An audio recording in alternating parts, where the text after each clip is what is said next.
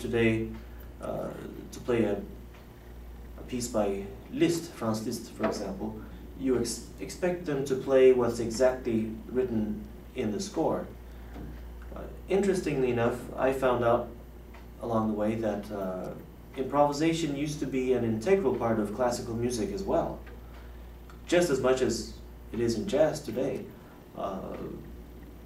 Back in the day of Bach, Mozart, Beethoven, classical musicians used to improvise on stage during concerts, during salon performances.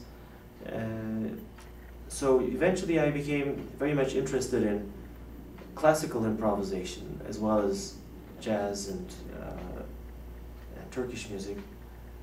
A very important name in this field in the United States is Robert Levine, professor at Harvard University, a pianist and scholar who is who specializes in classical period improvisation. So today I give recitals. I'm one of very few people in the world who give recitals that feature classical improvisation in period styles, and some of this is interactive.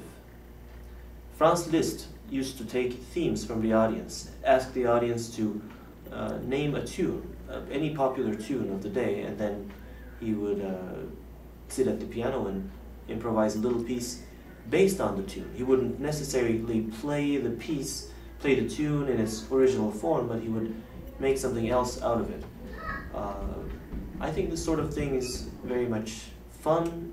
It's the sort of thing that could bring what's missing in the classical concert hall today, which is excitement, an element of interaction with the audience.